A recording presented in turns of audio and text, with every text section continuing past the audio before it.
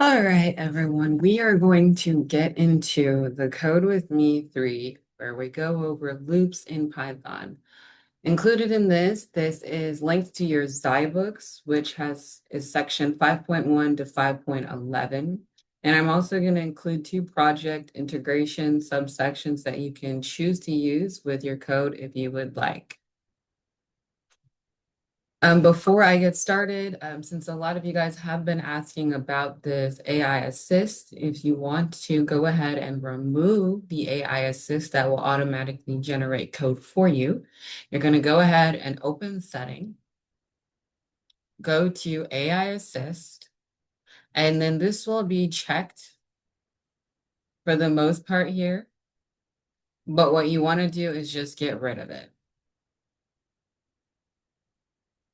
And then we're going to close this. And now AI will not be there. Now, for this first section here, I'm going to be going over loops. So in programming, we often need to repeat tasks.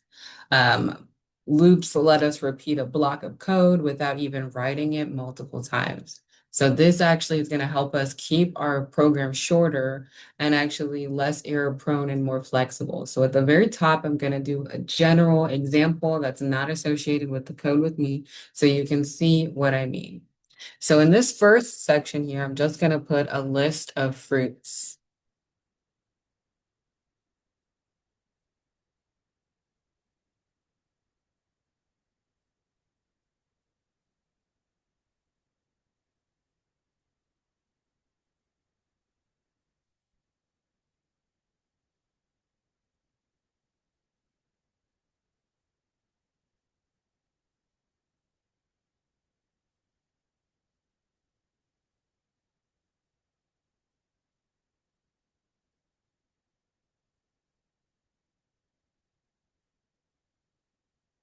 But all right.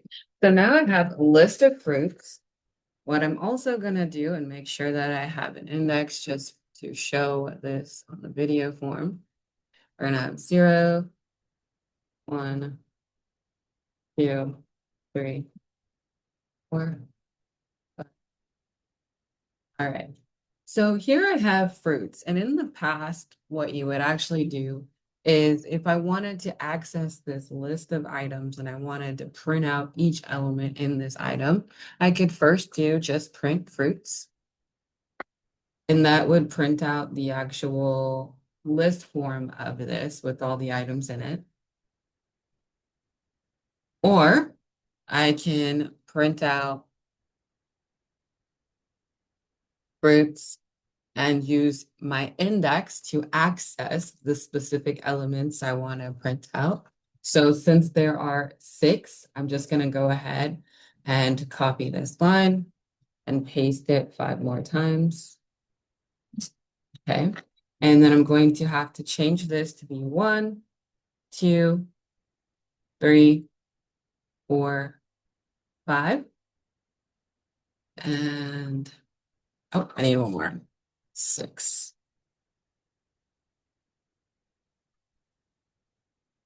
All right.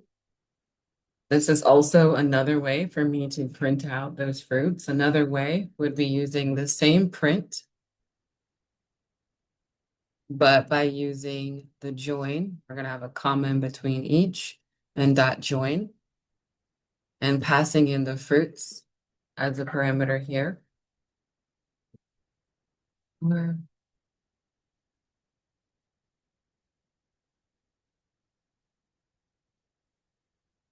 that will print it out on each item on the same line with the comma in between. So we have different ways to display or show out items within our list here that we're using. What a for loop does is it actually allows us, if we're trying to access or update certain items, which we would usually want to do within a list here, we're really grateful for this because prior to this, you would just be able to, you'd have to do fruit 1 equals apple.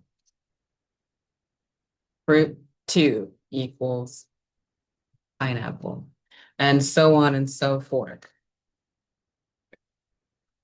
So we've elevated from using variables to store each item to now having a collection, which is a data structure here. And in this case, we're using a list here to store those items.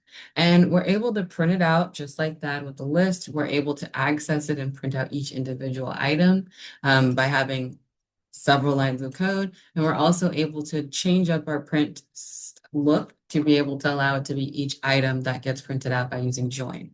Now, what we're actually going to be looking at is condensing the amount of work that we do to be able to print out each item individually, or even be able to update a specific item individually. So in this case here, if I wanted to, I could actually use a for loop.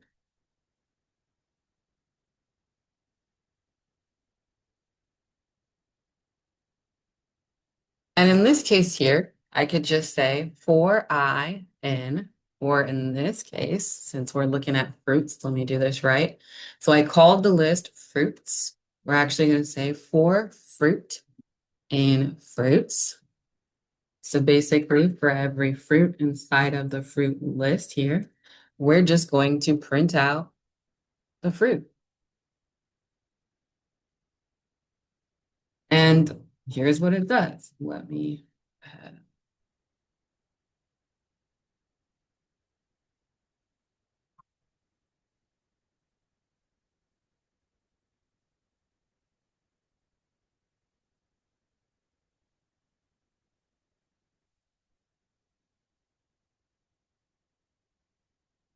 and so you see here, these two lines of code does what these 8 lines of, or the 7 lines of code does. And so we see here that for loop really does allow us to modify and even reuse some of this data just simply by 2 lines. So here we're going to actually look in and see more about loops later on. So we've progressed quite a bit throughout the semester from having individual variables to now having a collection of items. We've gone through different types of printing out. So regular print to using join and also format printing. And we've also gone from using indexing on multiple lines to now using loops to shorten and condense our code. So the next thing we're going to do is actually get into the code with me. So I hope that process helped you kind of understand the flow of things. Now, in this step here, we're going to be understanding the purpose of loops and why repetition is useful here. So repeating a message 5 times or 100 times for us to be able to actually see later, we can just do that. So in this case here, a good thing to think about is, let's say you really want to clap 100 times. Instead of just saying clap 100 times by printing out clap like you would earlier on in the semester, maybe week 1, and printing it out again, which is very tedious and it takes time. We're going to use loops to be able to repeat the same item over and over and over again. So in this case here, and we also have another option. Hold on. Let me just do the other option so that it's not doesn't come up later. So for example, if I had just going to use a variable called value and I stored clap there.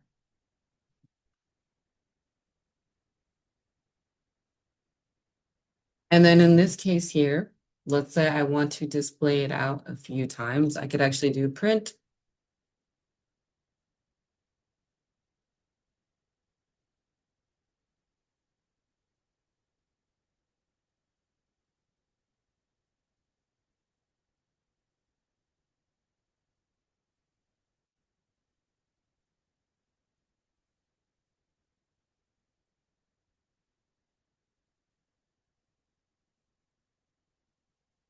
And then in this case here, what I will do is place value times 100. So that we could do, but it places clap 100 times on the same line. And let's say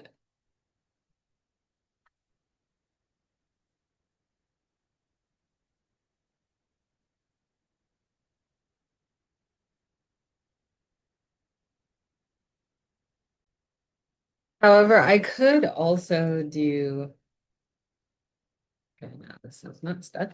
All right, I could also do another thing here from what we've already learned, which is using the same value, but this time we're just going to do print and we're going to use join. So I'm going to use the \n dot join.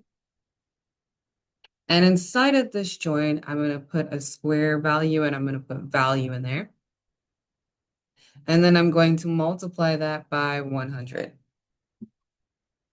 Now this is very capable, one line of code, to be able to create clap 100 times and display it out.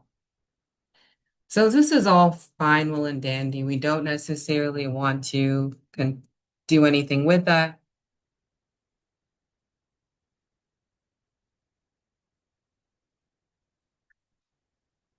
We don't want to print out 100 times because that's tedious. We also may not want to print out on the same line. So we use this value here. But there is a better way for us to do this by using loops. And it's just dependent on what you want to do with your values and your data. What you want to do with your values and your data. So in this case here, a simpler way to actually do this, and I will comment this out real quick.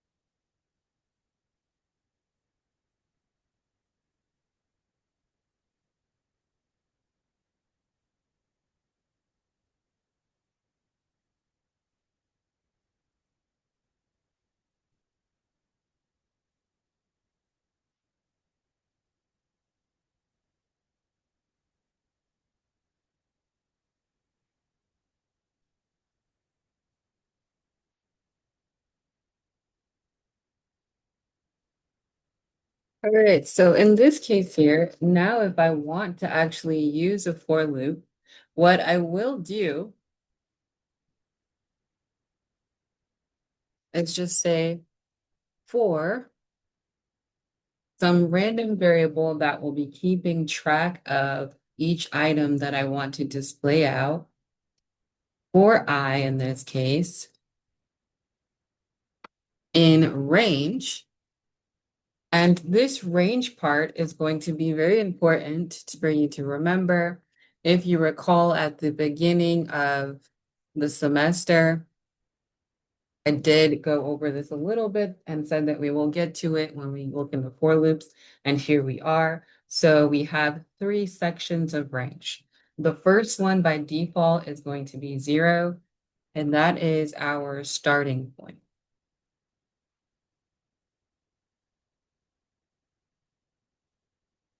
Okay. The next one is going to be our whatever value we want to place in here.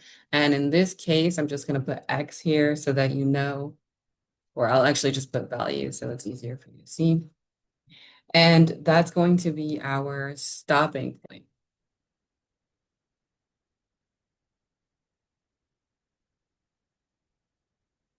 Right? And then we have our next value in that range, which by default is 1.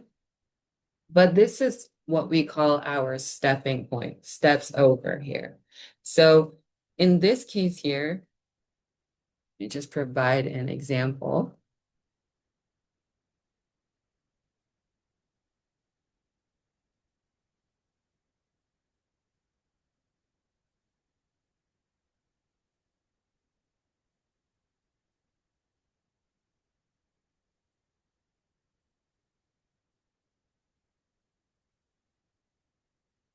So in this case, with this for loop, if we start off with 0, and then we go up to 10, and we step over every 2, the value that should get displayed out here should be all of the even numbers that are associated up to 10 and not including 10 here.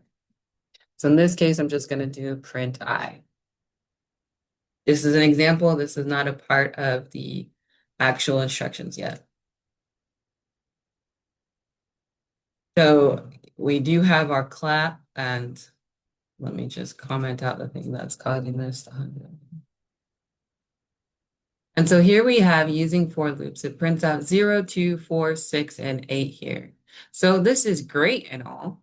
So it does the even range by 0, default, 10, and 2. We also have different values. So the stepping over part here is saying, okay, we start at 0. We want to know we're going to stop at 10. So we're going to add 2 to 0. And 0 plus 2 is 2. So we print that out. Then we have 2, and we have to step over the next value. So we have to add 2. It's going to be 4. And it continues on that way. Now, what happens if we don't really care about the stepping over point? We actually just want it to be defaulted 1. We do actually don't matter that it starts. We just care that it starts at 0. And all we care about is that it stops at 10.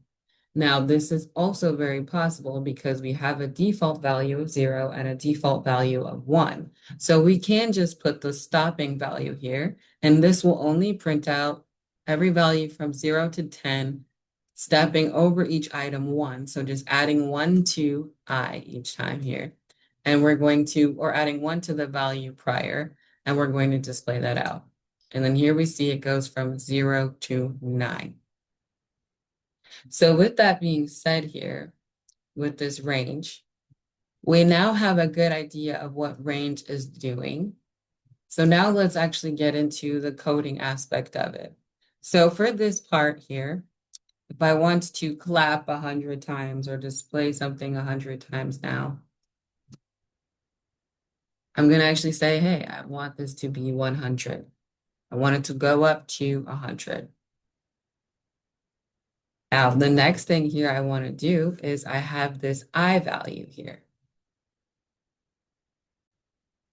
So in this case here, what I'm going to do is instead of me just printing out I, because this is, again, this I is moving through a range of values from 0 to 100, I will actually just say, hey, go ahead and print out clap. So this is imitating clapping 100 times. And there we go. We have it displaying clap 100 times going down. Whereas this one is also just displaying it, but we're not necessarily doing anything with that. So in this case here, we see that we can use while loops to repeat data. That's what 5.1 is about, understanding that loops are really good with repetition. If you want to display something out multiple times, you can do that here. So now that we have this working, we're going to move on to 5.2.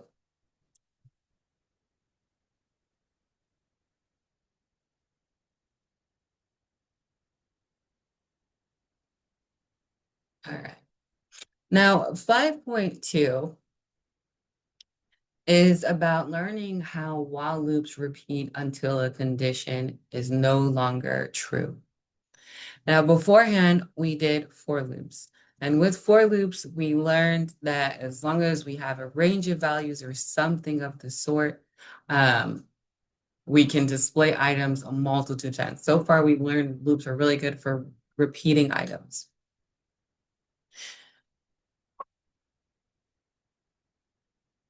So some of the things you want to note here is that a for loop we can use whenever we know the exact or how many times you want to repeat something. So beforehand, we even used fruits here.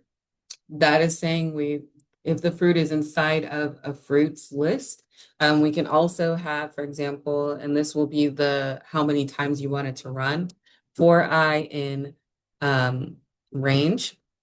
We could use the length of the fruits to be able to distribute or use that range of values. So I could do print I here, and that would be used here. So we print out 0 to 6, and we're just using the length there. So that repeats this task multiple times as well. So we see that a for loop can be used when we know the exact number, if we're trying to find a value within a list or a structure here. We often usually see it with things like a list or strings, like when we did the names here, we could actually display out fruits as apples or something like that. So for example, if I did print,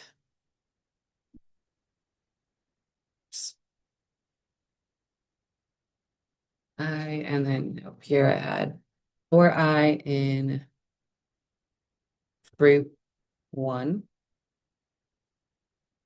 Because we know that a string is a sequence of characters, 0, 1, 2, 3, is actually going to display out I each time. So we have A, or it's going to display out each character each time, A, P, P, L, E. So we can use a for loop to iterate through each sequence in a character and a string here. We can use for loops to iterate through a list like we did here. We can use a for loop in terms of ranges, using a sequence of numbers to get certain things done. So that is what a for loop is all about. We can repeat tasks, and there's so much more that we'll start expanding on as the time progresses. But for right now, we are trying to hone in on a while loop. So now we kind of got a gist of for loop, and we kind of know so far what a for loop is useful for. The next thing that we actually want to go through here is understanding what a while loop is used for. So, and I'll explain what a while loop is used for as I start coding so it makes more sense. So in this case here, where we're learning how while loops repeat until a condition is no longer true versus the for loop where we can just repeat the task multiple times here. So for this next step here, okay, for this next step here, what we're going to do is we're going to pretend like, actually just do the same kind of example up at the top. So yeah, we're going to pretend here that we're filling a glass with water and we're going to keep on pouring while the glass is not full. That's kind of how you want to envision a while loop. You know, it's something until that condition is no longer true, something that's happening until that condition is no longer true. So in this case here, we can use a while loop to repeat, but it's only while a condition is true. And we use it when you don't know how many times you want to repeat. So, and you'll still need to perform some operation, but there's a condition that has to be met. So I'm going to use a simple example first. The first thing I'm going to do is set a variable count to 0. This is going to keep track of the condition that I'm going to use in my while loop here. So here we have count set to 0, and I'm going to use the while keyword here. And I'm going to say while count is less than, and let's just use 4 here. I'm going to print out some simple message. I'm going to say, this is a loop. We are on number. And then I'm going to, on the outside of this, type in count. Underneath this, though, what I'm going to do is do count equals count plus 1. Again, you could also use count plus equals 1 here as well. Both of those options work well. They do the same thing. And so what happens here before you run it If you don't have this condition to increase count, this will keep running over and over and over again and crash your computer, and that would be considered an infinite loop. Do not do that, okay? We're going to have here a condition that allows this, or we're going to have here a set of items that will allow this condition to return false at some point. So in this case right now, we have while count is less than 4. Since count at the present is 0, it should be true. And I'm going to go ahead and put a comment here so you can see it. So I'm going to start with index 0. It's going to be false here, or true, sorry. It's going to be true here. Okay.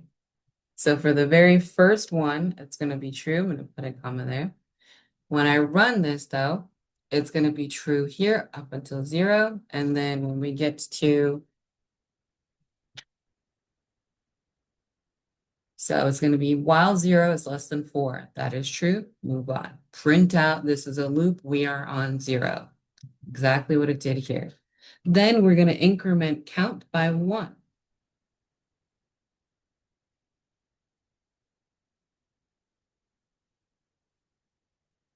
And so with this incrementing of count by 1, count will now be in this condition 1.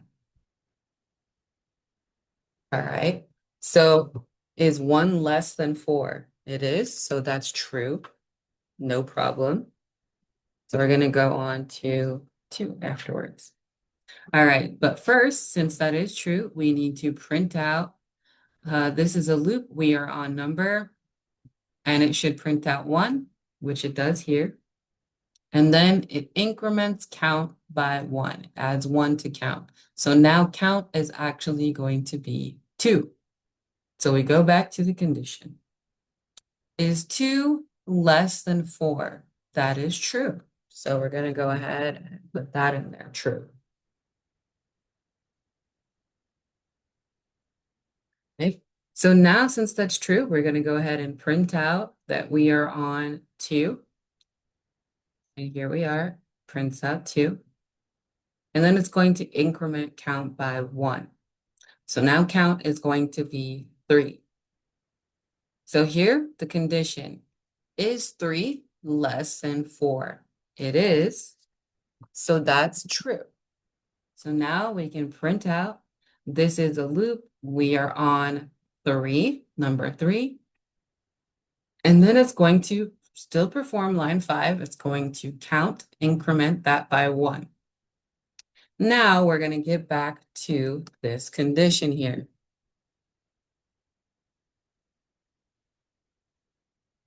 So is 4 less than 4 is the very last thing that would be asked here. Now, because of our less than symbol, we know that 4 is not less than 4. So this is actually, this is what's going to make that condition false. So at this point, this item is what's going to break out of that loop, and you'll no longer see this is a loop. We are on number 4 because we have broken out of that. The condition is not met. Hopefully that subsection makes sense to you. I'm also going to share with you a few other ways that you can actually write your while loop here. And so, one moment. Yeah, okay. All right, so back to it. So now it's broken out of this condition because it's false and it no longer is there. So we could also do another thing as well. And this requires us to either use Boolean values. So here we have while true.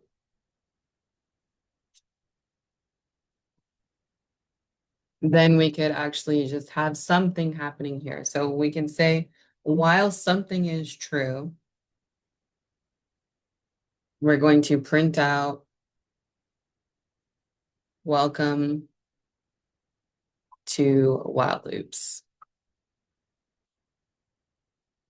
Okay. Okay, so now we have while true. If I just were to run this, this again would go into an infinite loop because this will always be true. And what could actually help us not make sure or make sure that this isn't true is one or two things here. We could have if, an if statement here. Oh,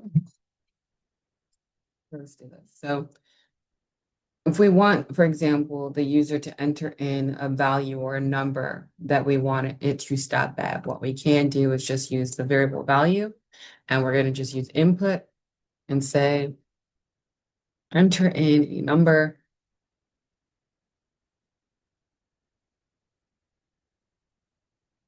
that you would like.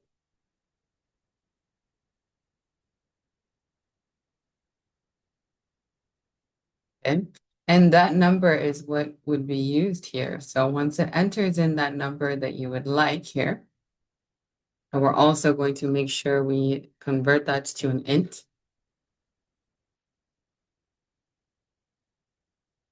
Now we have value, and we're going to use that as our marker. So here, for example, if the user enters in, and let's be more specific, enter a number, and we'll say between 1 and 10. Yep. So let's say the user picked 4. And we're going to say while true, print welcome to while loop, and we have that value there. If value is greater than 10, we are going to have our break statement here. So this will break out of the loop, right? But what we want to do, because I also want this to increase after whatever the user enters in, I'm going to have an else statement here. And I'm just going to say value equals value plus 1. So we're going to increase the input from the user. So I'm going to actually have this copy out of this while loop. I apologize. And we're going to place this at the very top here. So we're going to prompt the user to enter in a number between 1 and 10 that we would like. We're going to have our while loop saying while true. We're going to print out welcome to the while loop. If value is greater than 10, we're going to break out of it. Otherwise, here we're just going to keep on incrementing 1. So whatever the user enters in is our start. So now here, enter in a number 1 and 10. So again, I'm going to just place in 4. And it's going to say, welcome to the while loop, welcome to the while loop over and over and over again. At some point here, we have where it starts at 4. This is going to increase to 5, then to 6, then to 7, then to 8, then to 9,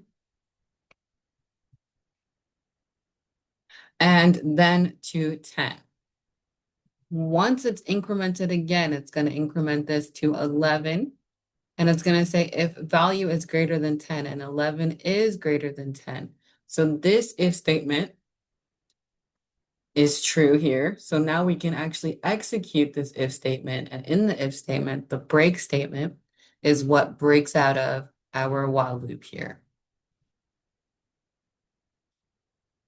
Now, in this case here, we will get a little bit more into break and continue later on. But this is just another form of using a while true loop.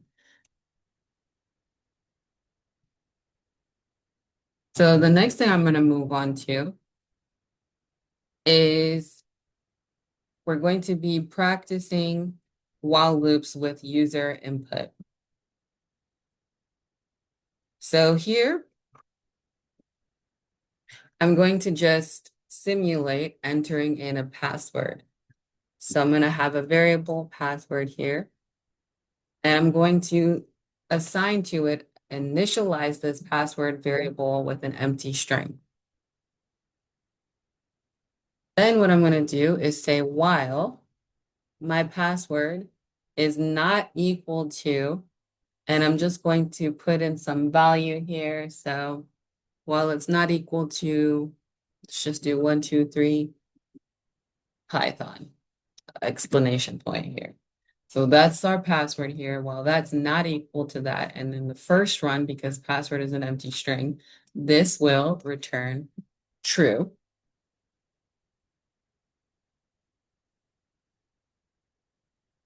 Because an empty string is not equivalent to 123 Python exclamation point. Now we're inside of this while loop here.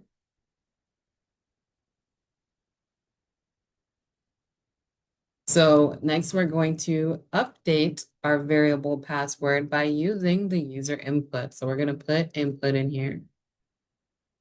And then we're just going to say enter the password.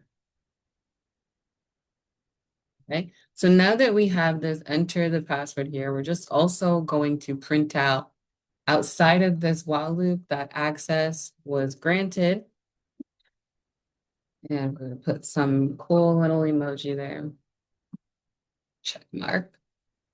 All right. Because when this while loop returns false, this now, because it's aligned underneath the while loop, will then display that, you typed in the right password. So we're going to go ahead and run this. So here in this first instance, it runs it because empty string is not equivalent to that. Now I'm just going to type in 123 Python, and I'm going to miss out the explanation point. And now it lets me rewrite it again, 123 Python with an explanation point. And now, as I've run this second item here, where I typed in the password 123 explanation point, it goes back up to the while loop and password is now updated. And so it's saying, is this 123 Python explanation point, is it not equal to 123 Python explanation point? And it is. So now this returns, let's do 3. This returns false because now this condition is no longer true. And then it breaks out of that while loop and prints out access granted. So this is a way that you can use user input to kind of use your conditions and check that information there. Think of it as like a locker door. Think of it like a locker door, and you keep trying keys until one works. That's essentially what is happening here. The next item we're going to go through is actually dealing with counting, right? So here we're going to use a loop to count and keep track of some values like we've done above in the example before. I kind of expanded up there. So the first thing I'm going to do is have some variable called total. And I'm going to assign 0 to that. Then I'm going to have my count variable. I'm going to start that at 1 because I want it to start at 1 here. So I have my two variables, ones that are going to keep track of the grand total and one that's going to keep track of the counts. And this is what I'm going to use with my condition here. So now I'm going to use my while loop, and I'm going to say while count is less than or equal to 5. The next thing I'm going to do, and you're going to make sure you have that colon at the end of that statement, is I'm going to just say total plus equal count. And essentially what this is it's saying total equals total plus count. So we're going to add count to total each time.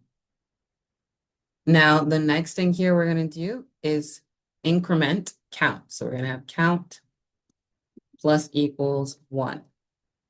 And again, you can do count equals count plus 1.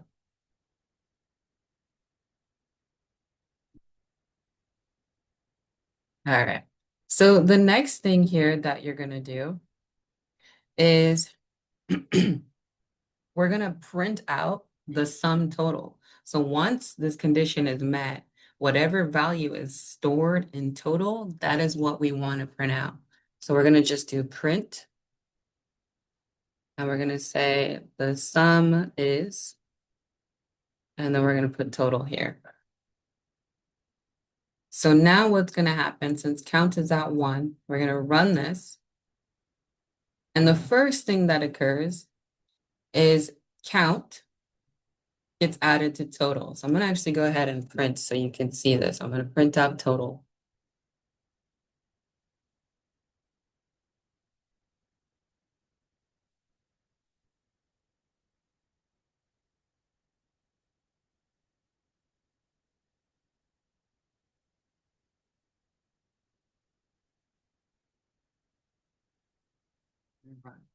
So the first things first, we have while count on the go. So the first thing is 1, because count is 1. Then as we go through this, we increment count by 1. So count is now going to be 2, because we have 1 plus 1 is 2. When we go back up to the while loop and check, is 2 still less than 5? It sure is. So the next thing we do is we're going to add count to total. And what was originally in total was 1. So we're adding 2 to 1. So now what gets displayed here is going to be 3. Then we increment count, and now count is about to be 3. And then we go to the while loop. Is 3 less than 5? It is. So what we do, we add 3 to 3 because total is holding 3 at the present. So then that's 6, and that gets what's printed out here. Then we increment count one more time here, another time, and now it's 4. So we go up to the while loop. Is 4 less than or equal to 5? It is. So this condition is still true. So now we add 4 to 6. And 4 plus 6 is 10. So what's in total is actually 10 now. And that gets printed out. Then we increment count by 1, and this is now going to be 5. So in this condition, since we have our less than equal to, 5 being less than or equal to 5 is still true. So we're going to add count to total. And in this case, we're adding 5 to 10. And that's 15. And that's what gets printed out next, which is right here.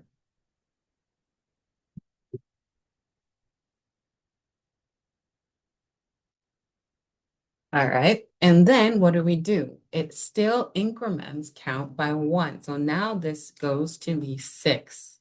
We go back up to the while loop and it says, while 6 is less than or equal to 5. Now, 6 is not less than or equal to 5. So this condition is false and it breaks out of the while loop here and no longer displays anything.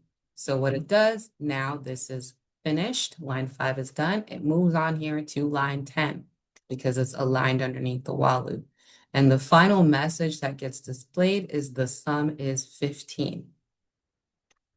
So if I comment out my testing line of code to make sure that things are running smoothly and I run it, all that I see now is the sum is 15, which is what I'm looking for.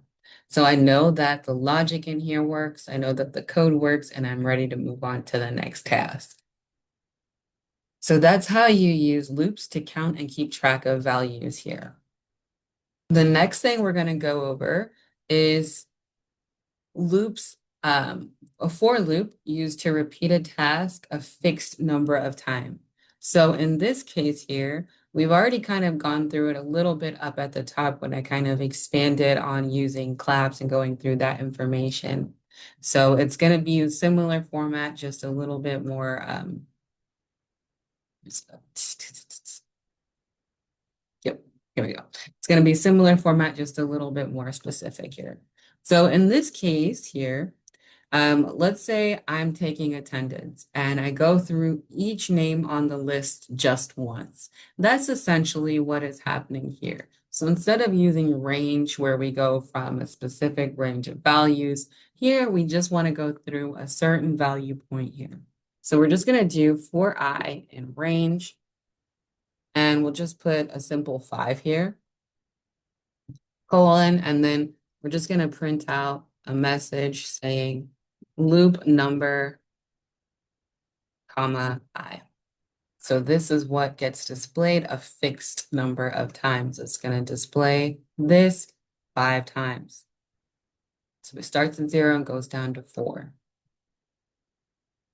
That is essentially what is happening in here for a for loop. This is how you repeat a task a fixed number of times. The next thing we're going to go through is 5.6. Here we're looking at using range to simplify counting loops. So range generates evenly spaced numbers for counting. Like I mentioned up above, it's a range of values. So for this, you may want to think about a measuring tape that has pre-marker numbers in it that you can actually use to step through. It has already pre-markers available for you. So in this case here, I would just do for I in range of 1 to 6. And if you were to do this in class, this is where I would be asking you to help me code. But since this is through a video, it's pretty much straightforward in terms of, using range to simplify here. So I'm just going to do print I since I've already explained it at the very top. So here we have for I in range of 1 to 6. So we have 1 going up to 5, not including 6 here. This is where we're saying, okay, we only want values from 1 to 5. And remember, this stopping point is not included. Okay. All right. And then the next step here that we're going to go through is going to be 5.7. All right. So with this section here, we are actually just going to compare the use of a while loop versus a for loop. And one of the things that I wanted to reiterate a little bit, because we went through what a while loop is and why it's important to use a while loop, or a for loop. But just want to repeat, with a while loop, it's used when you don't know ahead of time how many times the loop should run. It's also used to keep going as long as that condition is true. So the difference there is the for loop. It used when you know exactly how many times you want to repeat something. It's often used with like lists, strings, and ranges as well. So with that information,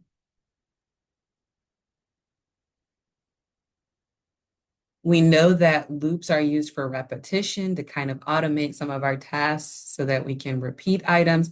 It's also used sometimes to condense your code to make it more efficient. And it allows for a bit of flexibility so you don't have to keep rewriting everything over and over again.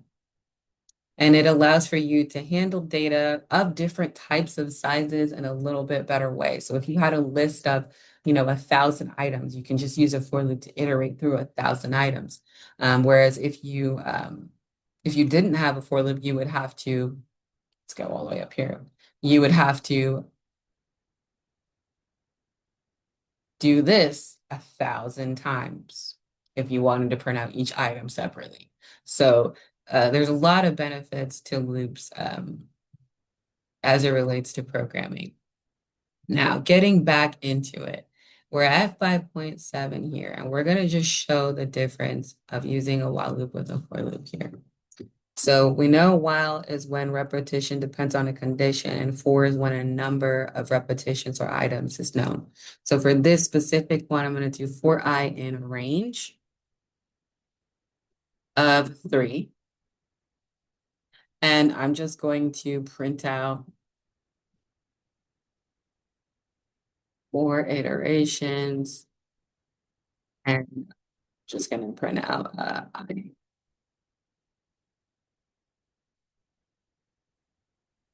All right. Then what I'm going to do is have my while loop. So here, the main difference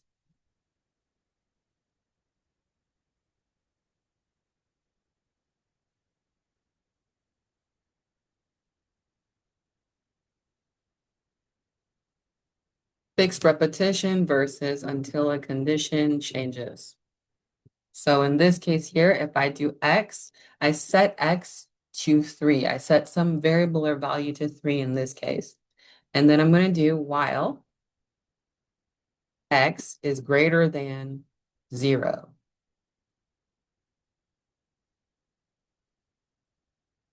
Then what I'm going to do is just print out while iteration.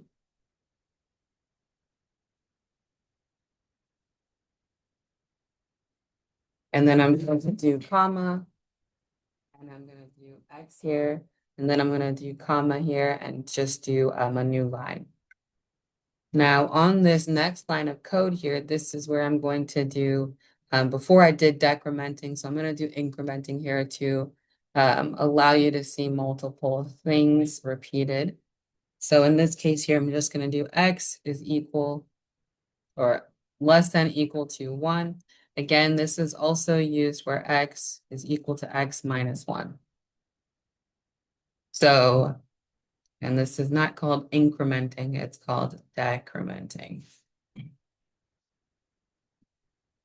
Decreasing, essentially, decreasing by 1. So in this case here, what's happening is because I said X is greater than 0, if I didn't have this condition here, this will keep on repeating and cause an infinite loop. Since I have this statement here of saying we're going to decrease X every time this function is called, at some point, X is definitely going to be less than 0, or yeah, less than 0. And this condition will then be false. It will change the condition and break out of that loop. So I'm going to print these two out. So we see here for the for loop, this is just how you use it. There's a fixed range of repetition. With a while loop, though, you have to have a condition and then also something that will break that condition. So think of it as while loop is like waiting in line until you're served, whereas a for loop is a concert set list with a fixed order of songs that the celebrity or artist goes through. All right, so moving on to the next thing. All right, so here we have a nested loop. Now, nested loops are really useful, and we're going to be using it a few times, and definitely for your project. This is basically a loop inside of another loop. It's useful when we get into grids, tables, and also combinations, but we're really just going to be focusing in on grids here. So how a nested for loop looks is it's saying for every, and in this case, you can use I or J. I'm going to use row. For every row in range here, range of 3. And then I'm just going to print out a row here.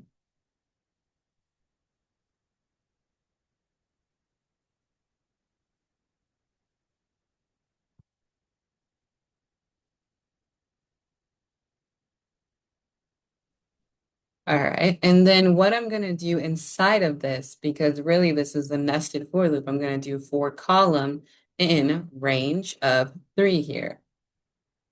And so now we go through a column here. I'm going to do the same thing for that so we can see what it looks like. These are forms of testing. It's optional. I just like to test just to make sure everything is working well. Makes it easier for you to also see where you've made mistakes.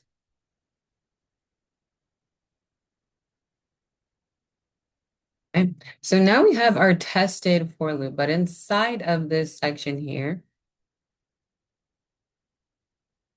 what I'm going to do is just do another print, final marker, and this is going to be pretty much just the final output, what we really want to see, not what's testing.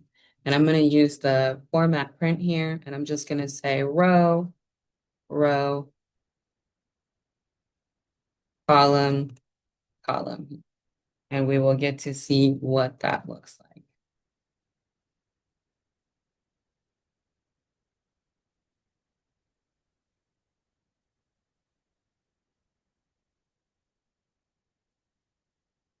So now I run this. The first thing we see, row and column, is 0. So we're at row. The first thing that runs is row. Then we get in here, and then we go into the second for loop column, and then we get in here for the testing. Now, the final marker of this is we have 0, 0, column is 1. Now, the update here of column 1 is us going after we printed out this line of code. It's going to go back up to this for loop and increase column by 1. Should also. And then because column is 1 here, row is still stuck at 0. So because column is 1, we have row 0, column 1. Now we go back up to column and go up to 2. Right? So then now we have column being 2. So here we have finished with column being 2 and printing out row 1 and column 1. Then we go back up here, and because 3 is not inclusive here, this will break out of the for loop and go back up to range, or go back up to the first outer for loop.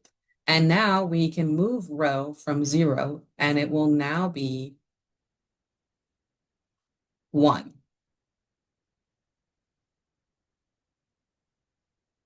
Which is right here. And then column gets reset back. So column resets back to 0. And that's because we broke out of that for the first iteration of row. Now we go back up to row and move to the next iteration of row, which is 1. And now column starts over again. So we have row 1, column 0. Print out that column. Column increases by 1. Then we have row 1, column 1. Column increases by 2. Then we have row 1, column 2. Now they both work well. And then now, because we break out of this inner for loop, we go back up to row.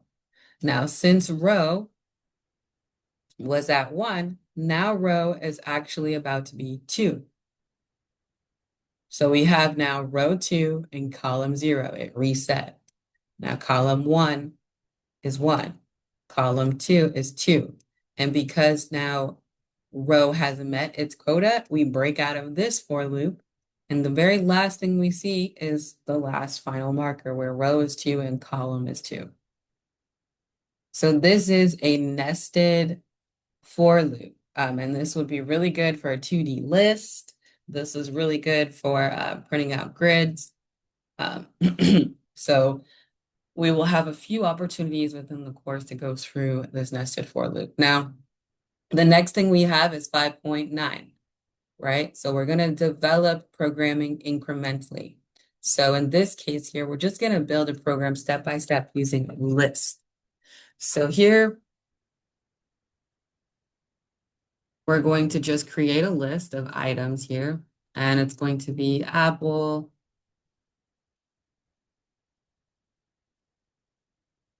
banana, and a carrot. Then the next thing we're going to say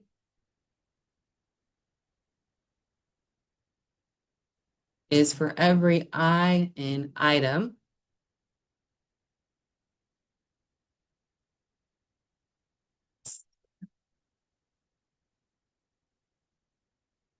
we're just going to print out I. Now this allows for each item in that list to get displayed out.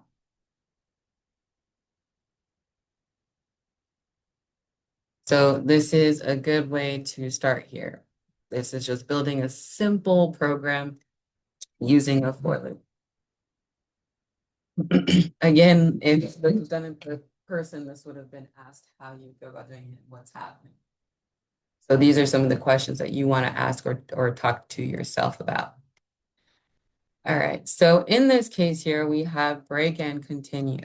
So for the very first one here, I'm going to do for I in a range of 5.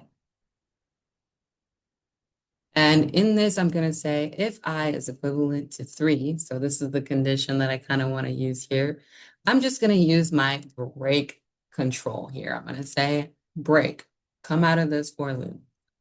And you'll see here, I'm going to just display print I.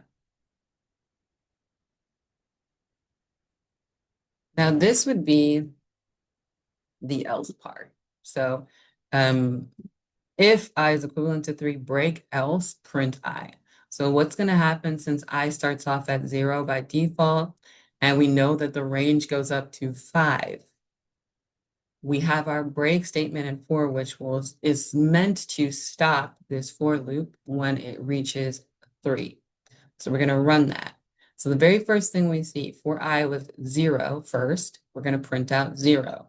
Then it increments to 1.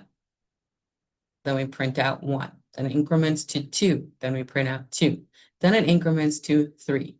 Now, because I gets to be 3, we now can go into this condition. So since I is equivalent to 3, we are now in the if statement and we break out of that loop and it stops this for loop. Now, this is one way to use it, one way to manipulate or modify a loop by using our break control statements here. The next thing we have is for I in range of 5 again, but this time we're going to use continue. So we're going to use the same process here, but in this case, I'm just going to say if I is equivalent to 2, I'm going to press continue, or I'm going to type in continue. Then I am going to print out I. So in this case, continue works a little bit differently than break. We know that break terminates this.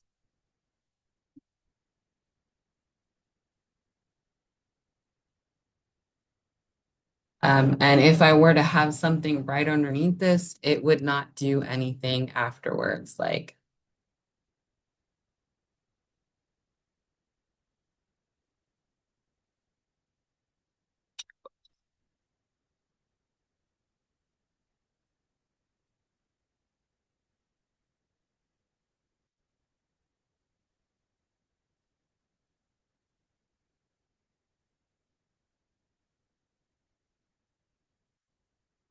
okay.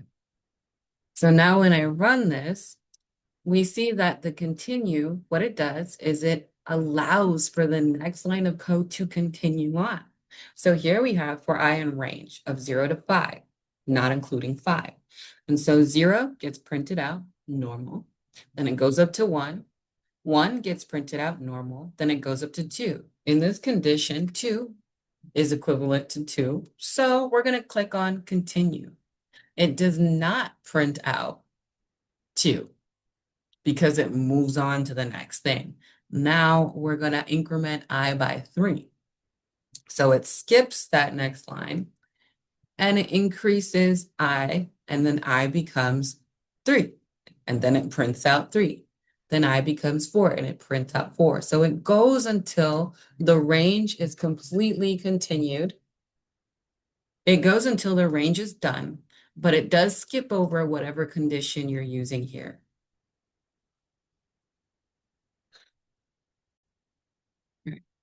So the next thing we're going to look at, now that we've gone through breaks and continues, is actually just 5.11. And this is just understanding the else clause here. So we have used if else if statements right underneath it, but the else clause runs whenever the loop finishes normally. You don't need a break for this to happen. And think of this as like if you checked every page of homework and you get ice cream, if you stopped early, there's no treat, right? So in this case here, if I do for I in a range of 3, and I print out I here, underneath this for loop here, I'm going to put an else clause here, and I'm just going to print out loop finished without break. So in this case, it goes from 0 to 2, but this else clause allows us to print out this next item here, which is really beneficial. So this allows for everything to work right, but it does print out when things are done. So if, for example, you are running this and you want to check to see if everything works, you just have an else clause right underneath it, and print out finished without break, or some sort of message to yourself.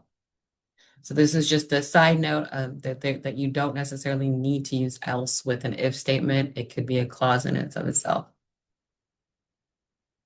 Now, the next part of this that we're actually going to get into is the project integration here. So for this, I'm just going to create a list of fruits again. So we have apple, banana, and carrot. And then afterwards, we're going to say for food and foods, which is for every food item inside of our foods list, I'm going to print out that it is available. And I'm just going to put food here. That's what we see with that for loop. The next thing I'm going to do is actually assign the variable fed false. And in this case, what I want to do is I want to use a while loop. So I'm using here a for loop to show the available foods here. So it's going to iterate through my list and show that. So that's a way for you to actually integrate this into your project. Another part of this is using a while loop. So we set fed to false, and I can say while not fed, and I can allow the user to choose and put input here.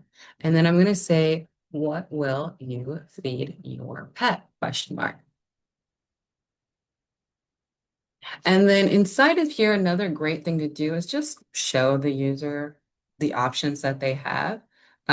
It's very beneficial to do that, so that they know kind of what you're expecting to get. And also being able to modify their input. So you got two lower here so that it keeps the same process. The next thing I'm going to do is if choice is in the foods list. So here we're going to use our if statement. If choice, the user's choice is in the list, what I will do is print out some simple message about your pet. Your pet eats the, and then I'm going to put a comma here, and I'm going to put choice here to show their choice. And then I'm going to just put happily. Okay. So now I have that if statement there. The next thing I'm going to do is just set fed to true now. Now this is true because their pet was fed. The next thing I'm going to do is just have my else statement here. So we're going to say else, and we're just going to print out that food is not available. There we go. So if they didn't pick from the item, we have a print statement that says, hey, that's not inside of your list here. So now I'm going to run that. We see what's available. And so again, we've already prompted the user what's available. And next, I'm just going to type in a carrot. And it says your pet eats the carrot happily, which is great. So you can use a while loop here. And because this is set to true, what happens up here is it says while not true, while not false. So because fed is false, this is saying while true, essentially. And then what's happening is we're going to set fed to true. And now it's saying while not false or while not true. So in this case, this is going to break out of this loop here. So the next part of this that we're going to look at is using loops to kind of simulate taking your pet on an adventure. So in this case, we're actually going to be using continues and breaks so that you can see how to integrate that. So I'm going to actually create a variable or a list called choices. And I'm just going to say forest, comma, river, comma, mountains is the choices that you can take your pet. Then I'm going to say for